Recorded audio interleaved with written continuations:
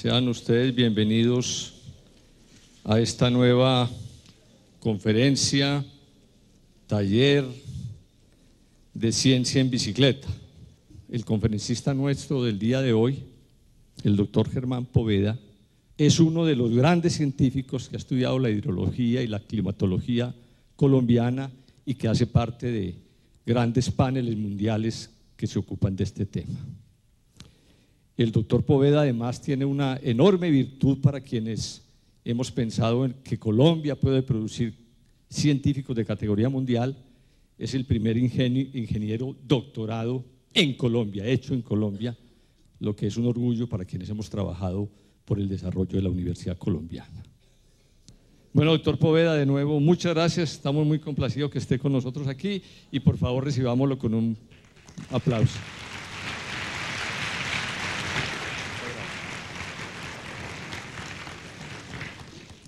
Buenos días a todas y a todos. Tengo que confesar que tengo dos sentimientos, uno un gran honor y otro un gran temor. Esperemos pues que el uno sea ganado y el otro sea evitado. Vamos a tratar de hablar hoy del cambio climático global con el agradecimiento pues al doctor Rafael Aubad y a los directivos del Parque Explora.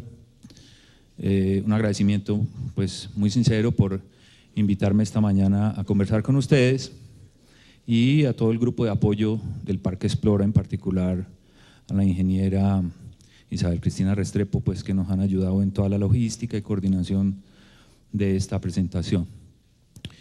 Entonces vamos a tratar de poner en contexto esto del cambio climático, qué es, cómo nos afecta, ¿para qué sirve ese conocimiento? ¿Cómo podemos enfrentar los retos que esto nos plantea como personas y como sociedad? Entonces vamos a tratar de ir un poco en términos de la logística o de la organización de la conferencia, como en ese camino de conversación.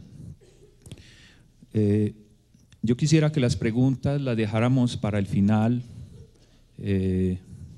Tenemos una posibilidad pues, de hacer preguntas por escrito, al final las reunimos aquí y vamos resolviéndolas una a una. Solamente pues para efectos de la organización de la conferencia. Entonces queremos hablar de cambio climático global, y esto hay que referenciarlo, digamos, en el contexto de esta frase que está ahí a la esquina inferior derecha de la pantalla. Esa frase nos pone un reto. Dice: una sociedad sostenible es aquella que satisface sus necesidades sin disminuir las posibilidades de las generaciones futuras. Fíjense que esa frase de un señor Lester Brown nos pone dos retos. Uno de satisfacer nuestras necesidades presentes y, por supuesto, sin disminuir la calidad de la vida, las posibilidades de la humanidad, de las generaciones futuras. Entonces este es el reto nuestro. ¿Qué tiene que ver el cambio climático con esto? ¿Cómo se ve? ¿Sí se alcanza a ver qué es eso? No. A ver, ¿a qué se parece esto? El continente americano. Esto se parece a África, esto se parece a Europa, por aquí está la India, la China, ¿cierto que sí? Bueno, realmente esa es una imagen compuesta tomada por los satélites, ¿cierto? Porque cuando en un hemisferio está de día, en el otro está de noche, pero aquí apareciera como si todo estuviera de noche. Realmente es una composición de dos fotografías del planeta por la noche. O sea, esa es la huella del hombre o del ser humano sobre el planeta. Todas esas lucecitas entonces son ciudades, ¿cierto? Ciudades, ciudades, ciudades. Por eso se habla de que hoy en día estamos en el antropoceno, es decir, hemos entrado a una era donde el ser humano se ha vuelto una fuerza geológica, una fuerza geofísica para cambiar el clima de la Tierra. Ya tenemos evidencias muy claras que el ser humano está alterando el clima de la Tierra. Entonces se habla del antropoceno como esa era donde ya el ser humano puede jugar o puede jugar un papel importante para beneficio o para detrimento. Dependiendo de cómo lo hagamos, entonces el resultado final será distinto.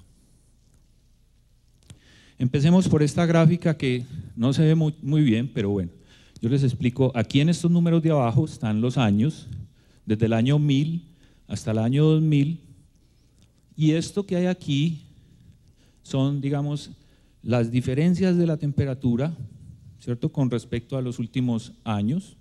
Fíjense que del año 1000 al año 1900 y pico, 1950, las temperaturas de la Tierra eran más o menos parejitas. En los últimos años han empezado a subir. Esto lo que dice aquí 2100 es los resultados de los modelos que se usan para simular el clima de la Tierra, cómo sería el clima de la Tierra en el 2100 dependiendo de distintos tipos de desarrollos económicos, de distintos tipos de utilización de distintas alternativas energéticas, de distintos tipos de aprovechamiento del agua, etcétera, etcétera. Fíjense entonces que estamos hablando de aumentos entre 2 y 5 grados centígrados. En realidad, vivir en un clima más caliente, uno dice 2 grados centígrados no es mucho, ¿cierto? Porque cuando vamos a la costa atlántica, delicioso pues estar un poquito más caliente, que no sé qué. El problema no es eso, es que el problema está asociado con que si subimos 2 grados centígrados el clima del planeta Tierra, porque estos son temperaturas promedias de la Tierra, si subimos entre 2 grados o 5 grados centígrados, va a haber, y ya está habiendo, alteraciones muy importantes en muchas variables climáticas, ecológicas, ambientales, y por supuesto que esto tiene repercusiones sociales, ambientales y económicas muy importantes.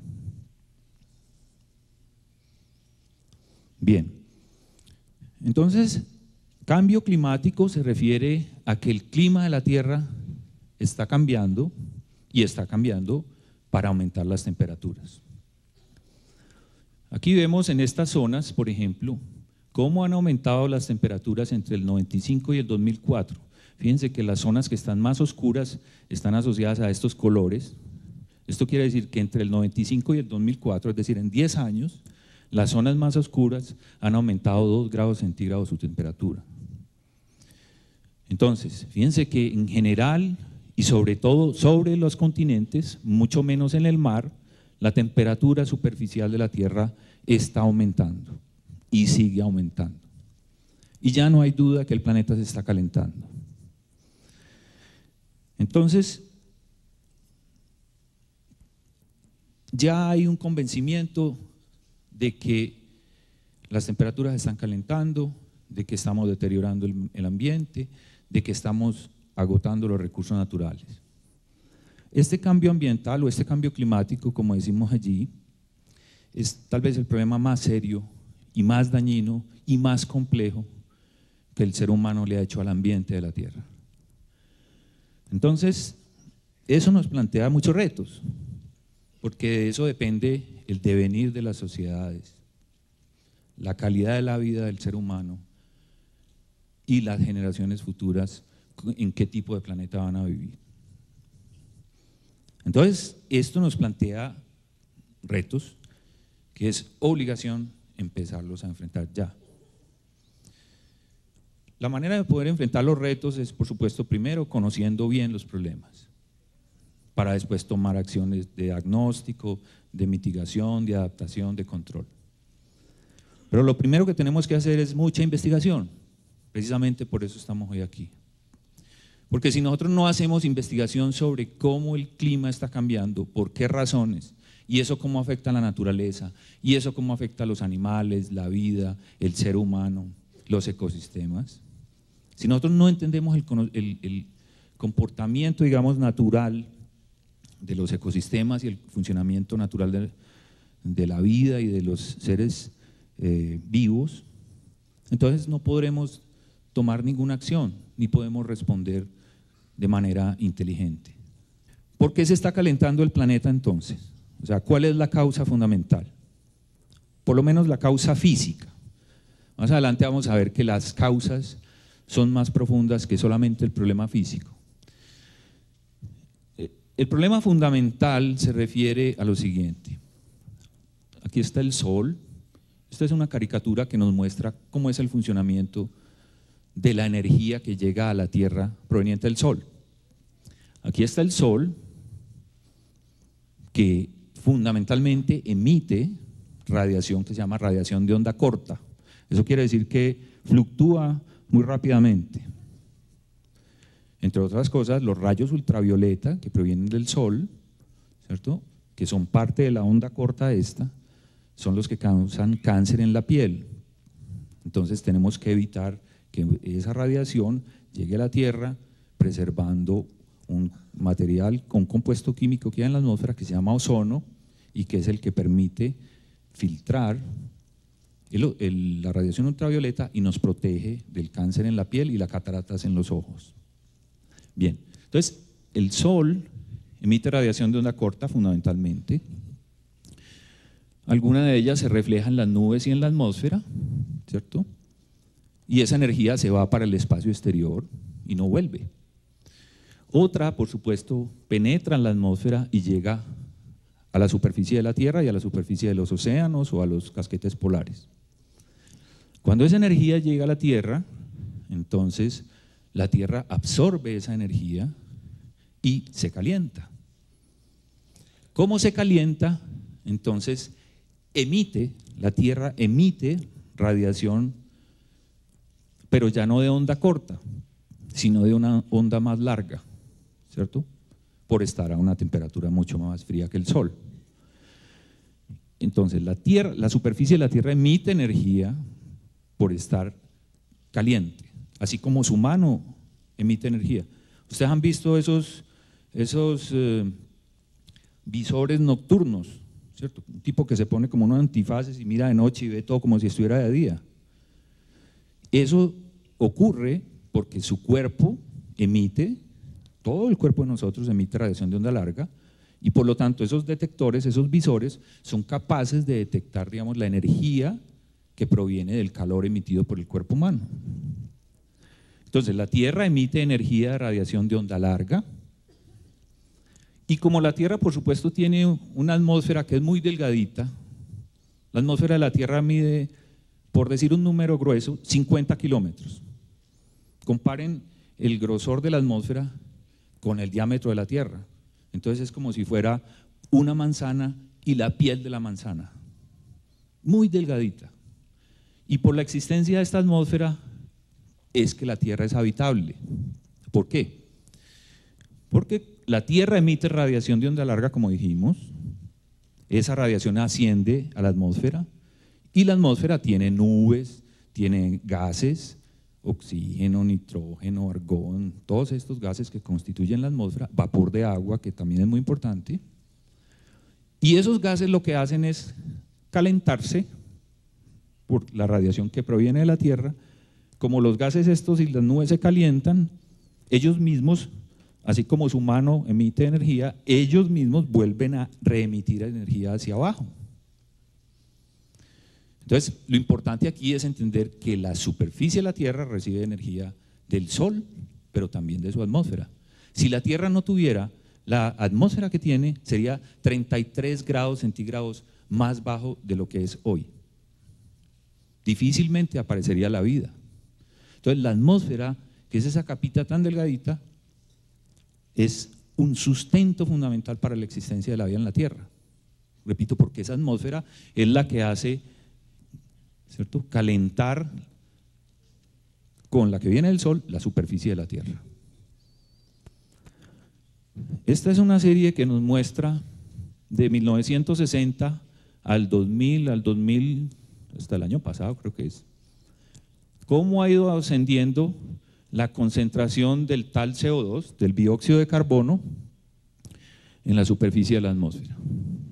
Evidentemente, hemos venido alterando la cantidad de dióxido de carbono de la atmósfera. ¿Por qué? El humo de las fábricas, las chimeneas, los carros, las industrias, todo lo que tenga que ver con quema de petróleo, carbón y gas, que son los combustibles fósiles, eso cuando sube a la atmósfera, eso es CO2, ¿cierto? Fundamentalmente es dióxido de carbono lo que sube a la atmósfera. Entonces, a través de todos los procesos industriales, la emisión de esos gases son los responsables del calentamiento de la Tierra, porque en la medida en que haya más dióxido de carbono, entonces hay más absorción de la radiación que proviene de la Tierra, ¿cierto? Más calentamiento de la atmósfera, más remisión de temperatura, más caliente, más remisión, y fíjense que el ciclo se retroalimenta positivamente. Entonces, el aumento en el dióxido de carbono es fundamentalmente el responsable por el calentamiento global de la Tierra. Y eso entonces, ¿dónde está su origen? En los procesos industriales, en la quema de combustibles fósiles, de todas las industrias, de los carros, de los procesos pues, de la economía que hemos llamado basada en combustibles fósiles. Si uno ve este cuadro, mire, de 1800 al 2000, o sea, ahí hay 2 siglos, cómo han sido las emisiones de esos tales combustibles fósiles, es decir, petróleo, gas y carbón, ¿cierto? Esta raya roja es el total, la raya azul es en petróleo, y esto está, la cantidad está escrita en millones de toneladas de carbón por año a la atmósfera, de todas las fuentes de emisión de gases de efecto invernadero, en particular dióxido de carbono. Entonces hay petróleo, que dice aquí coal es carbón, este es gas natural, y este es otro que participa también del problema que es la producción de cemento. Entonces fíjense, el acumulado de todos estos es esta línea roja. Fíjense cómo ha ido aumentando de fuerte desde 1950 y en el presente está todavía más arriba, porque esta gráfica ya tiene 7 años. Sigue aumentando la emisión de esos gases en las industrias, en los autos, en los carros, en los autobuses, en los trenes, todo lo que se mueva con energía fósil. Ahora, evidentemente el problema lo han causado mayoritariamente los países industrializados, los países que llamamos desarrollados. Aquí está una gráfica parecida a la anterior, pero asociada a los distintos países. Primeros responsables, Estados Unidos y Canadá. Después la Unión Europea, después ciertos países de Asia, etcétera, etcétera. Por aquí estamos los países de Centro y Sudamérica, por aquí muy bajitos. Entonces, evidentemente, la responsabilidad mayor, como se ve en este cuadro, este cuadro me gusta mucho porque es una caricatura, realmente no es una caricatura, es una proyección de la Tierra, ¿cierto? Donde el tamaño es correlativo con la responsabilidad en el problema del efecto invernadero por emisión de gases como el CO2. O sea, Estados Unidos es el más responsable, Estados Unidos y Canadá. Después la Unión Europea, algo los países asiáticos, pero menos Sudamérica, África y el sudeste asiático.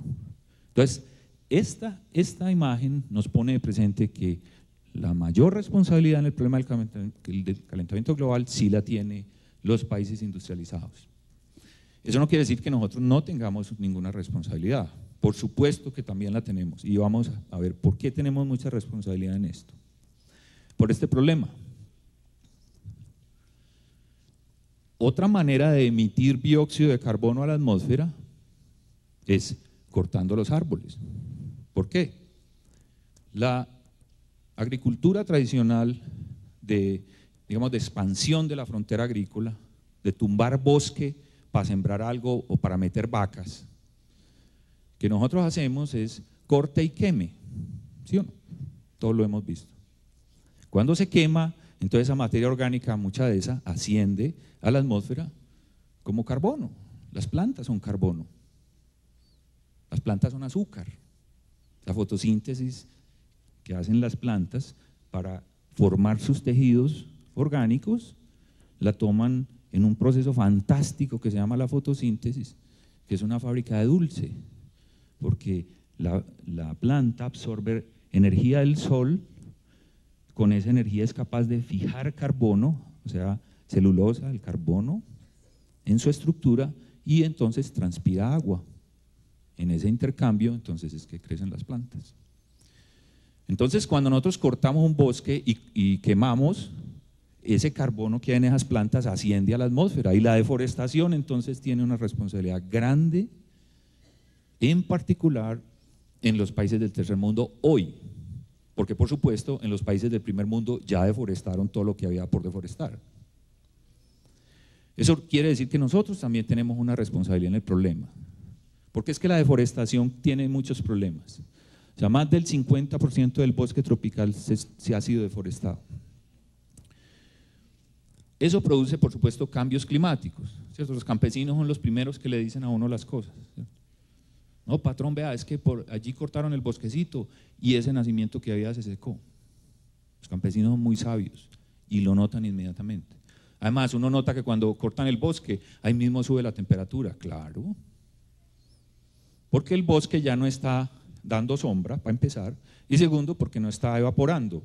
Y la evaporación es un proceso de enfriamiento.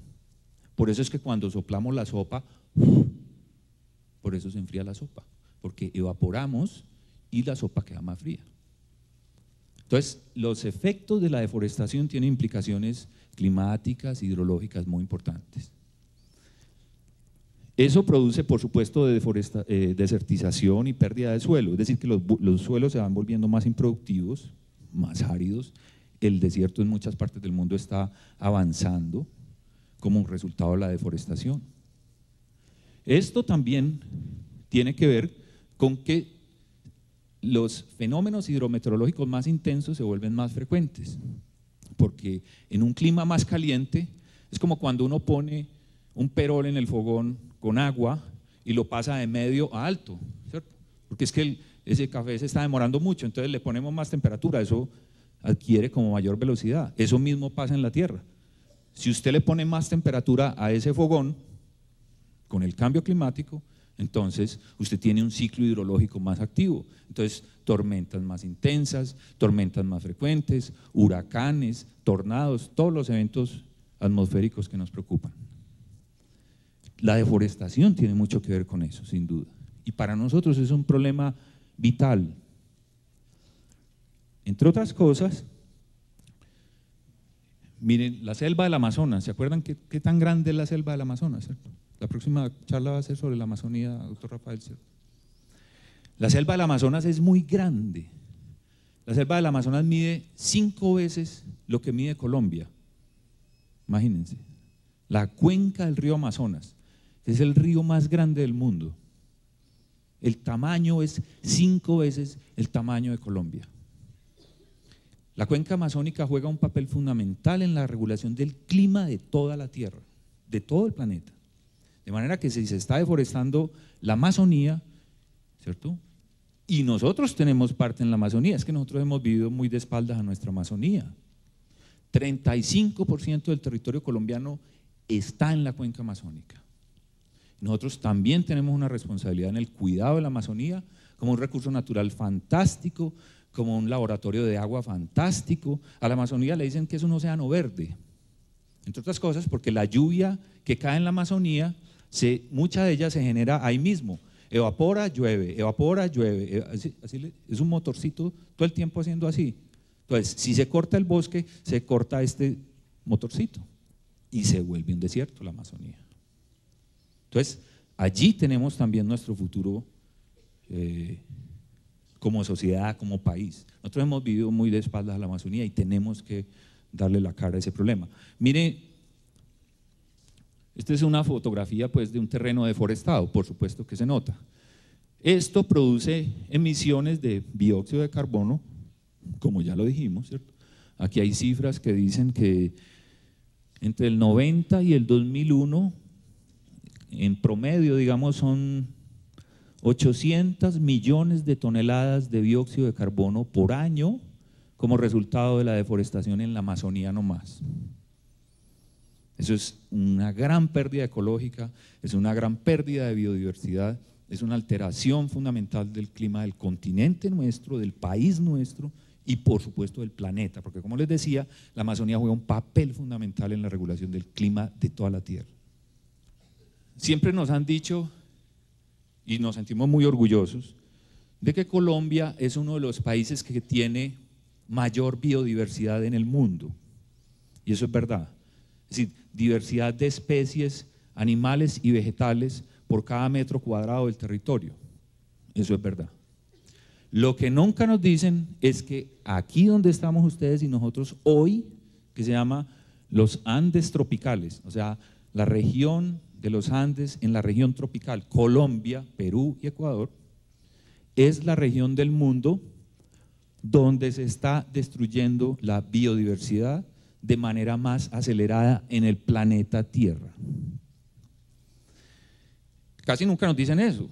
Nos dicen, no, es que sacamos pecho porque es que somos muy megadiversos y no sé qué, pero nunca nos dicen esta tragedia. Y esto quiere decir que la biodiversidad está perdiéndose. Están desapareciendo muchas especies, animales y vegetales que en muchos casos son organismos únicos en el planeta porque estamos tumbando el bosque, porque estamos deforestando de manera desenfrenada los bosques de los Andes tropicales. Y eso nos plantea retos ambientales muy importantes.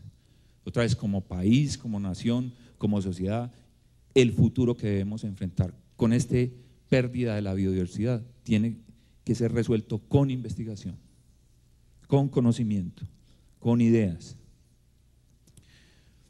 Ahora, ¿cuáles son entonces? Además, ya vimos qué es el cambio climático, qué lo causa, emisiones de gases de efecto invernadero por quema de combustibles fósiles y por deforestación. Ahora vamos a empezar a ver cuáles son entonces las consecuencias del calentamiento de la Tierra. El primero es evidente, derretimiento de glaciares polares, ¿cierto? Nieves y hielos polares que se empiezan a derretir, estos icebergs empiezan a divagar, ¿cierto? Ya se han registrado icebergs muy lejos de las zonas polares porque empiezan a divagar como una boya sobre el mar, ¿cierto?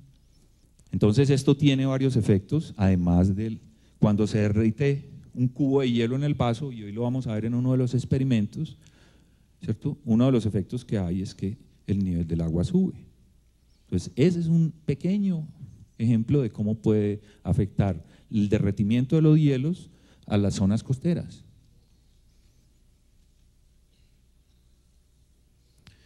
Y de nuevo, este retroceso de los glaciares no se refiere solamente a Groenlandia o a la Antártica, a los polos, no.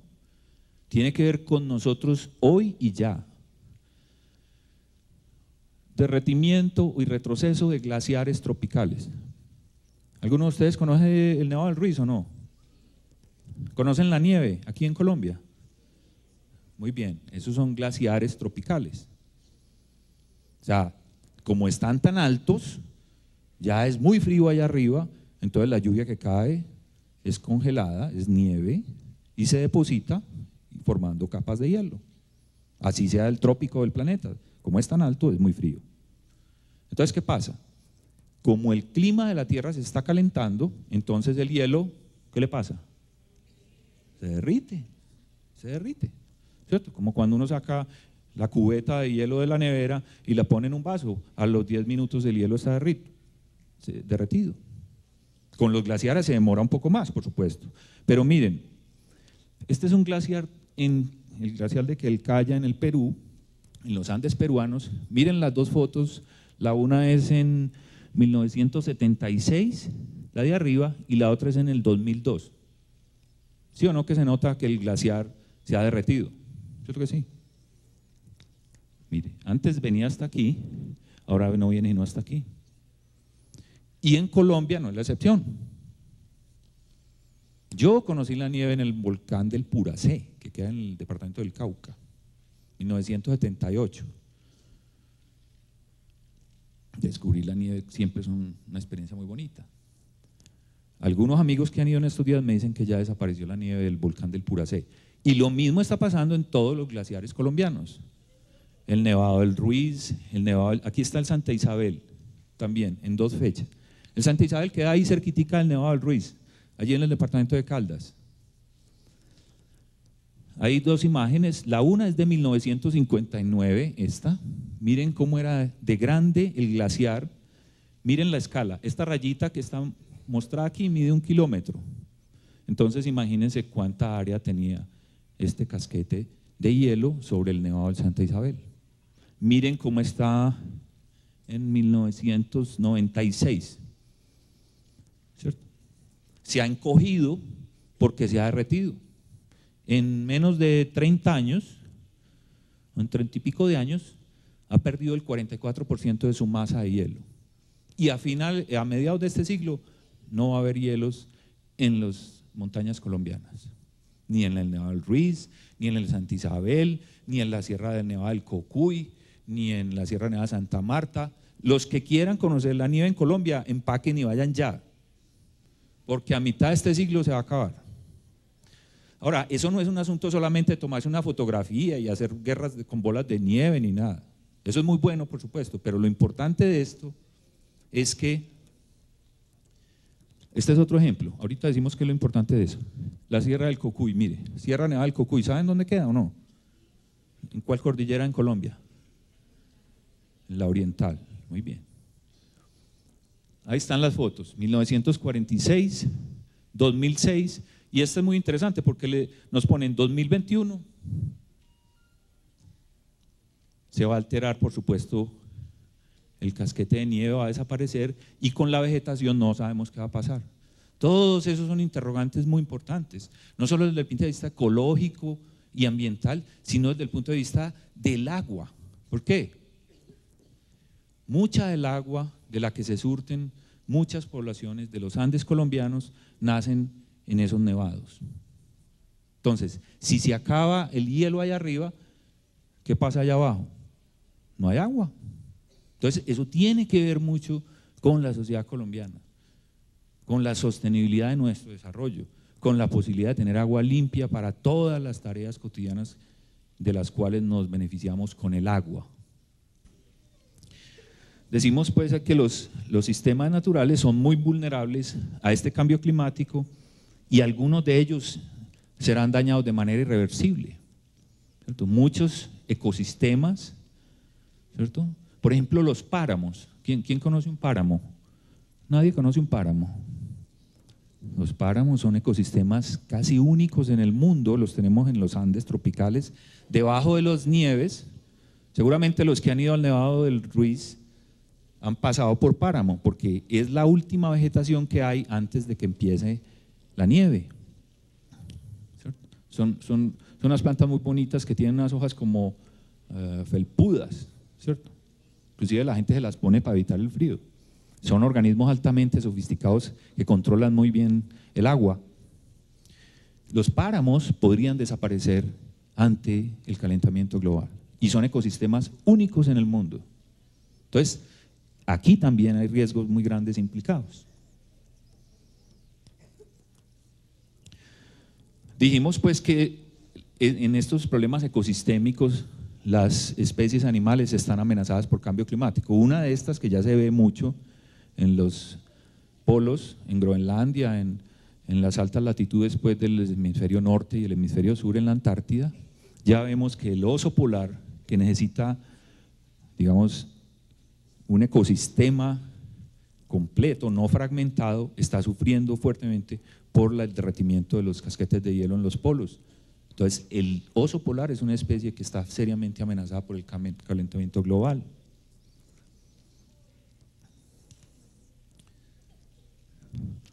Hay muchos otros ecosistemas que están amenazados, ¿cierto? Los mares Caspio y Aral están disminuyendo su área. Esto, por supuesto, ya dijimos, tiene implicaciones en el suministro de agua potable. Hay, como dijimos, ecosistemas amenazados como los páramos y los bosques de niebla, que también están amenazados por cambio climático. Los arrecifes coralinos, que son organismos muy delicados que viven en el mar, ¿cierto? Pueden ser alterados fuertemente por el calentamiento global, porque esos organismos dependen de manera muy, muy fina de la temperatura del mar. Entonces, en un planeta más caliente, esos arrecifes pueden desaparecer. Y ya hay efectos de lo que llaman blanqueamiento de los arrecifes coralinos. Eso es destrucción de biodiversidad. No, me fui para donde no era. Ustedes me disculpan aquí. ¿Dónde vamos? ¿Aquí? Eso, aquí están los corales blanqueados.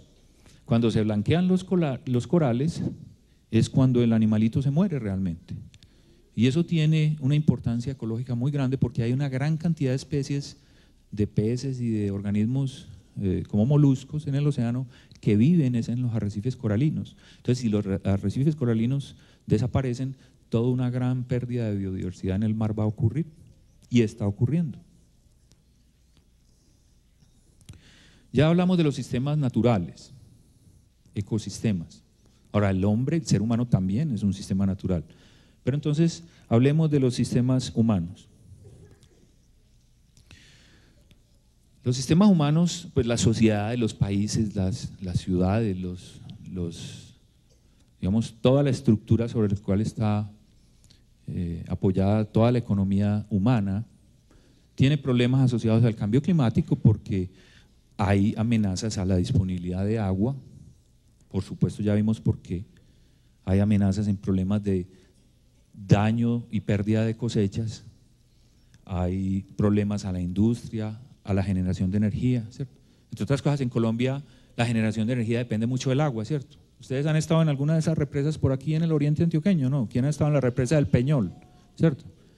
Ese lago tan grande lo hicieron los ingenieros, eso es una obra humana, para que con esa agua almacenada se pueda generar energía eléctrica, porque generar energía eléctrica con agua en Colombia es muy barato, mucho más barato que generarla con carbón o con petróleo o con energía eólica, cualquier otra fuente de generación. En Colombia la fuente de generación de energía más barata es el agua.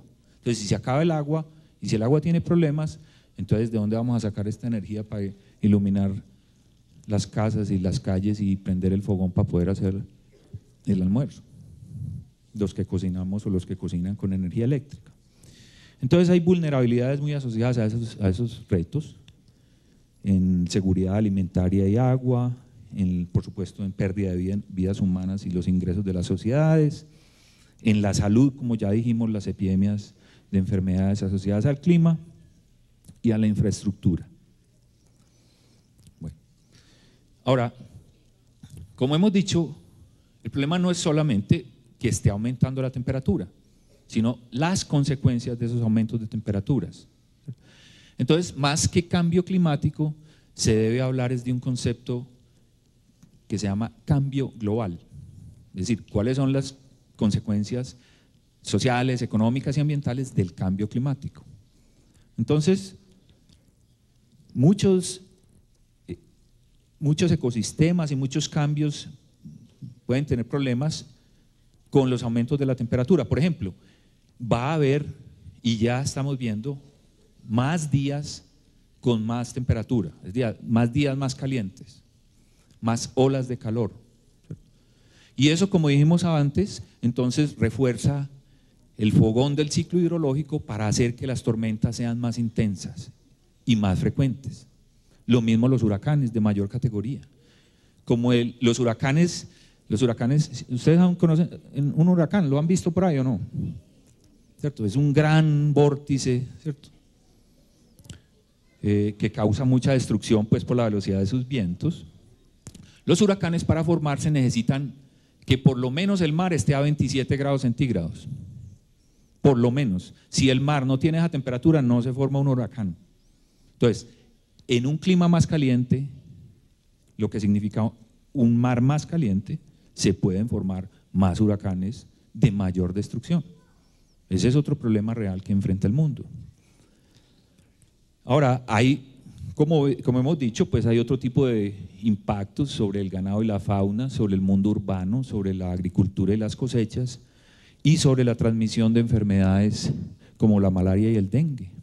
La malaria es una enfermedad, por ejemplo, que mata al año más o menos 3 millones de personas en el mundo, casi todas o muchas de ellas en África, ¿cierto?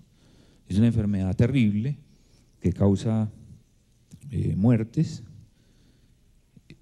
y el clima tiene que ver con esa incidencia de la malaria.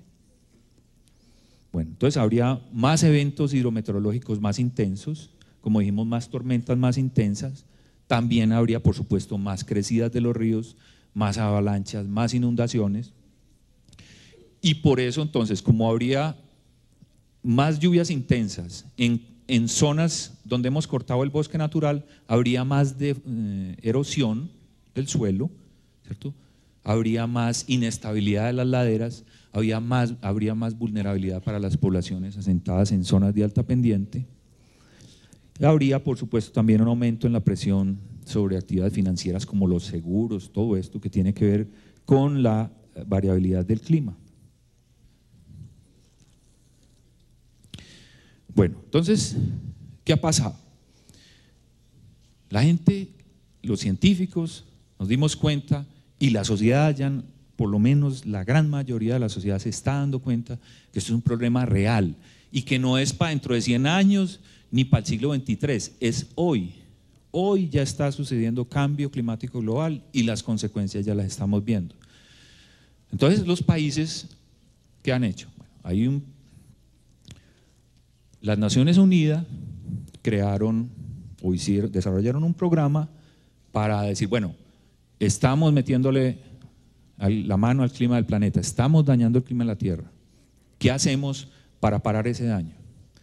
Entonces los países se reunieron y en Japón, en la ciudad de Kioto, en 1997, firmamos, todos los países de la Tierra, un acuerdo que se llama el acuerdo o el protocolo de Kioto. ¿Para qué? Para que todos los países nos pongamos serios a disminuir las dos cosas que causan el calentamiento climático.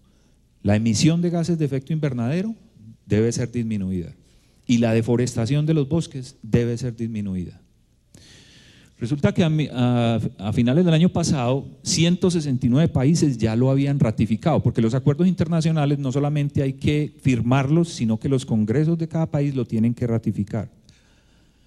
Estados Unidos y Australia son los únicos que no lo han querido ratificar. El señor Bush, con todas esas políticas torpes, sigue insistiendo que esto no es un problema mayor y que por lo tanto no le importa lo que esté pasando con el clima de la Tierra. Por eso Estados Unidos no quiere ratificar el protocolo de Kioto que impone límites a la emisión de gases de efecto invernadero. ¿Por qué? Porque entonces eso significa algunos costos para diseñar nuevas energías limpias. Es decir, que ya no tengamos que funcionar con energía como la gasolina, que es derivada del petróleo, como el gas natural y como el carbón, sino que tendríamos que funcionar con energías alternativas limpias. Yo no entiendo por qué Medellín no está plagado de paneles solares en una ciudad donde tenemos sol todo el año, ¿cierto?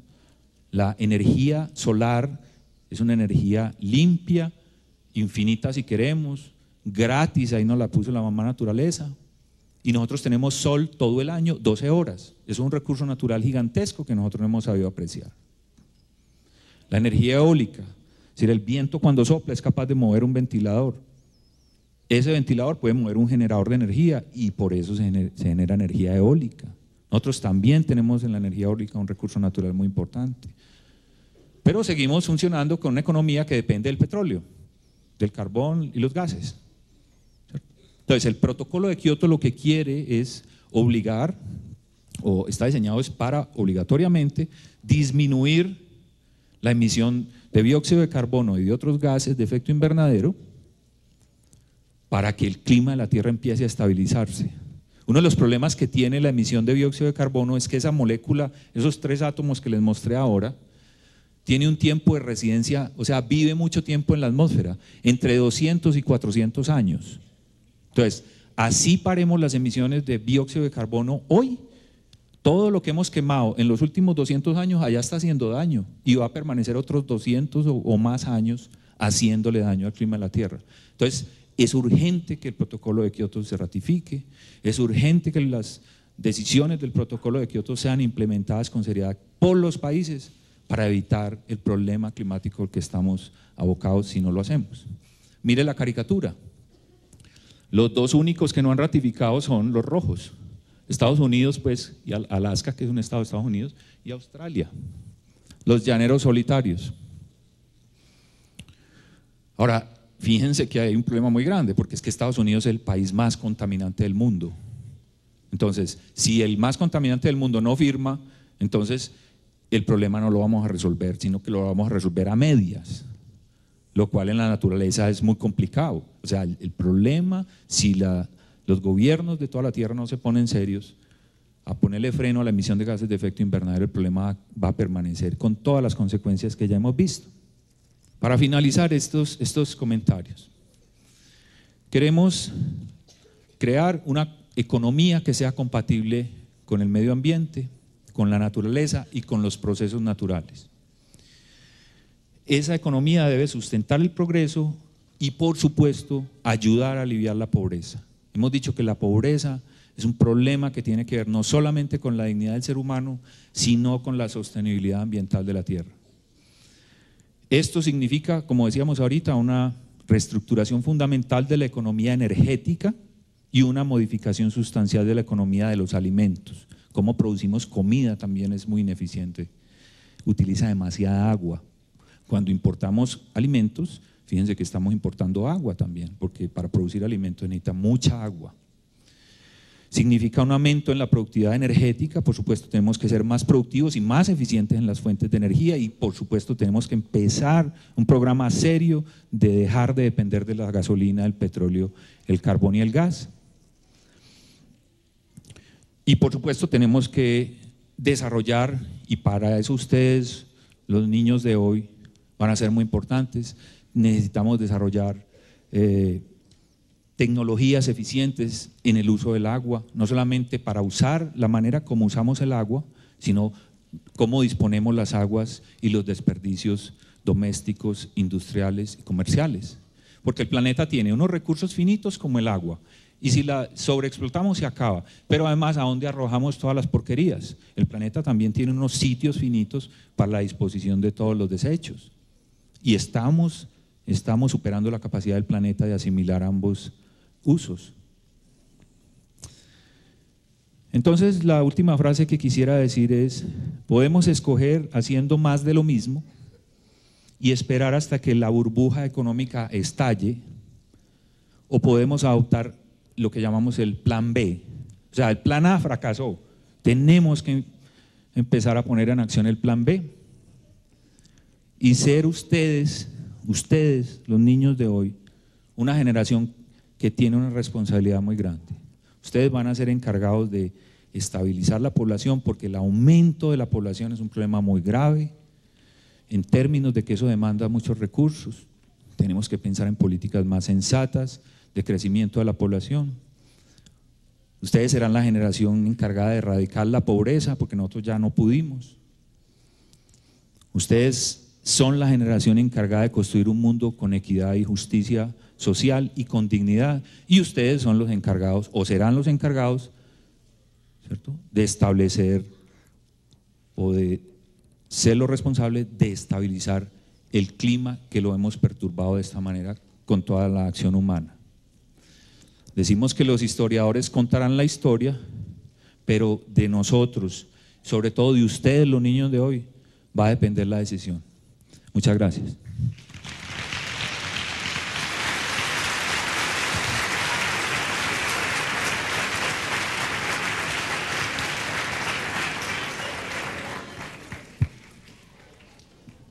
Bueno, vamos a hacer entonces la parte experimental de todo lo que estuvimos hablando. Entonces, esta botella, vamos a imaginarnos que es el casquete polar. Es blanquita. Lo que más nos importa en este momento es el color. Es blanquita. Dentro de esta botella hay aire, del mismo aire que respiramos. Lo único que Sara y yo hicimos fue, cogimos la botella, cogimos una bombita y se la pusimos acá. Para que los que sean más escépticos y crean que yo les voy a hacer magia, la voy a volver a destapar, ¿cierto? Y la voy a volver a poner. Sara también la va a volver a destapar. Se va a regar un poquito de la pintura. Esperen, lo voy a hacer acá. Le eché pinturita blanca, pues porque las botellas de gaseosa son transparentes. Espérate, préstame un vasito desechable.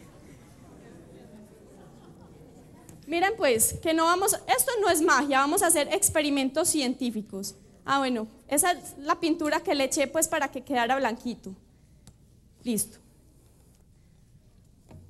Muy bien, entonces con el aire con el que todos estamos respirando acá, vamos a cerrarla y ahí va a quedar del mismo aire que todos respiramos. Bueno, y a esta exactamente lo mismo. Seguramente acá hay un poquito de pintura negra que le echamos al interior para poder mostrar lo que queremos mostrar. Como ustedes ven, pusimos 2 bombas iguales en 2 frascos del mismo tamaño. La única diferencia es que este nos va a servir para representar el casquete polar y este no. Como estamos dentro de un salón, entonces me quedaba difícil meter el sol dentro del salón. Entonces esta lamparita nos va a servir a todos para simular que este es el sol. Bueno.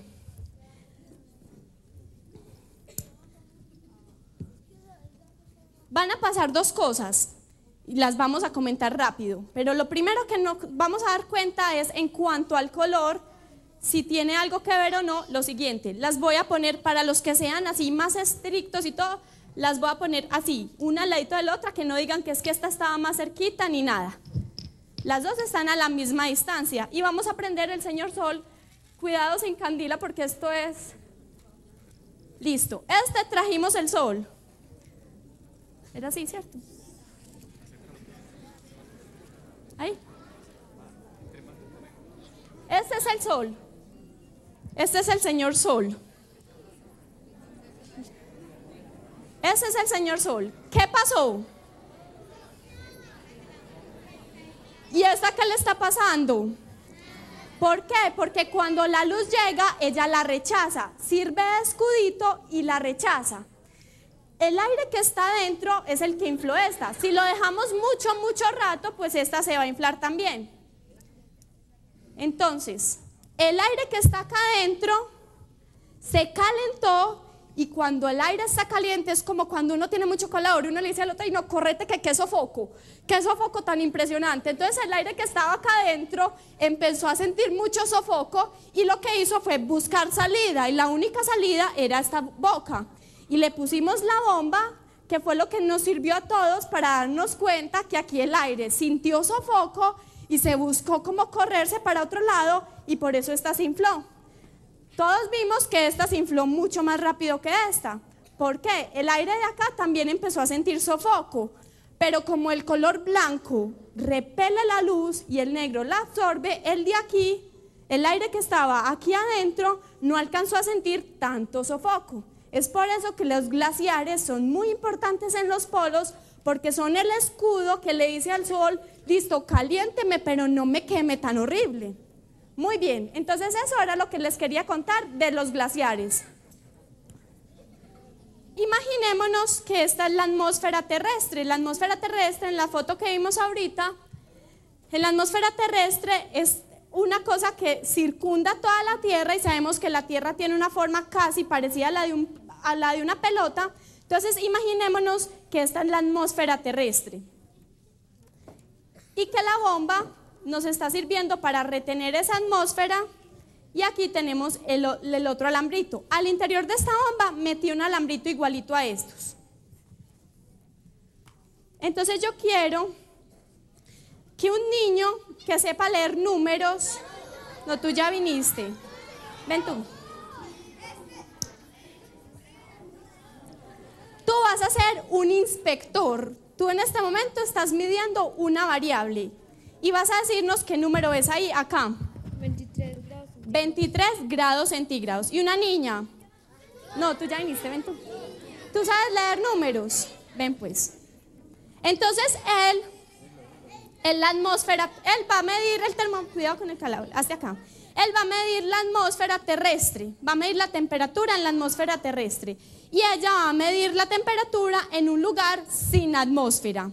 Los dos termómetros, como acá vamos a volver a utilizar el sol, los dos termómetros, vengan, como este es más flaquito, pongámoslo adelante y este más, los vamos a poner a la misma distancia de nuestro sol simulado y ella es una científica que va a medir la temperatura en un lugar sin atmósfera.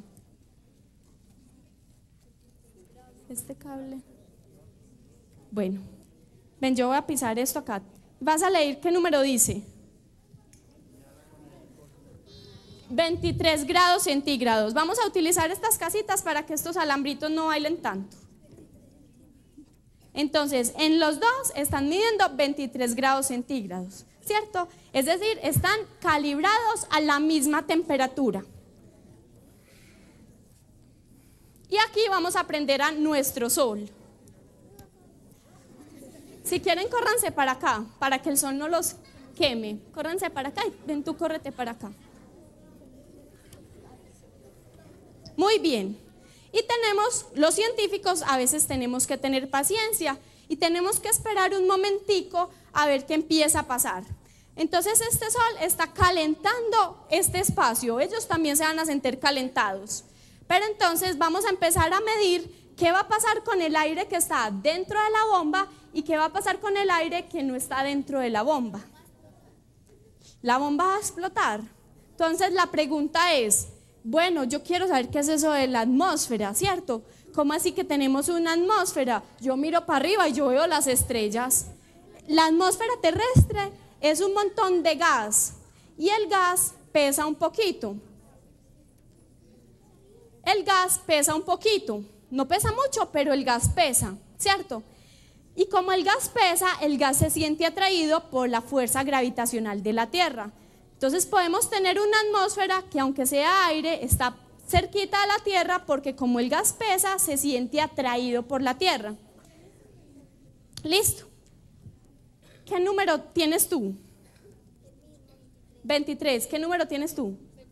24. Entonces dijimos que él era la atmósfera, el que está midiendo el termómetro que está dentro de la bomba, y la niña está midiendo el termómetro que está fuera de la bomba. ¿Cómo? Voy a acercar esto para que pase más rápido el fenómeno.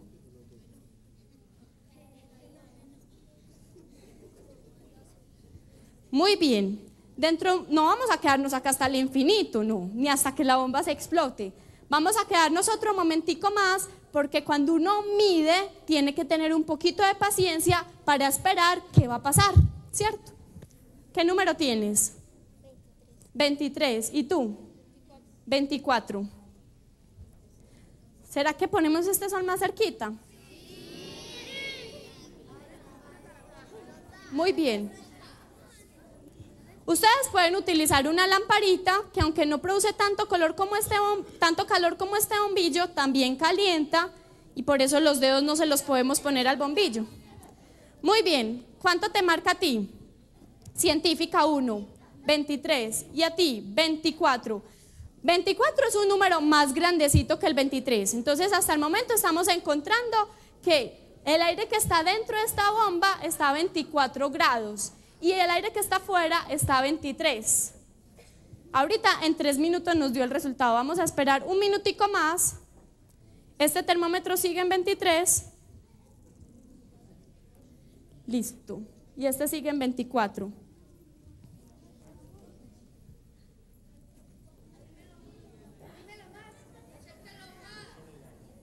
Hay que ponerlo en out o en in, el termómetro. El termómetro hay que ponerlo en in o en out. Ven, vamos a hacer una cosa. Espérate un momentico. Y aquí vamos a ponerlo acá. Un momentico. Listo. El termómetro tiene dos modos. Un modo que se llama in, que precisa que uno lo esté tocando. Y un modo que se llama out, que precisa que uno no lo esté tocando. Lo teníamos en in. O sea que nos estaban midiendo la temperatura del lado, del aire que está al lado, y nos estaba midiendo la temperatura ahí en el puntico. Entonces lo pasamos a otra forma, que es que el termómetro puede medir sin necesidad de estar tocado. Y ahora necesito que tú me leas lo que dice. 26. En el de ella mide 26 y en el de él mide 35 grados centígrados. El aire que está dentro de la bomba está a 35 grados centígrados y el aire que está acá está a 26, 10 grados menos con el mismo sol.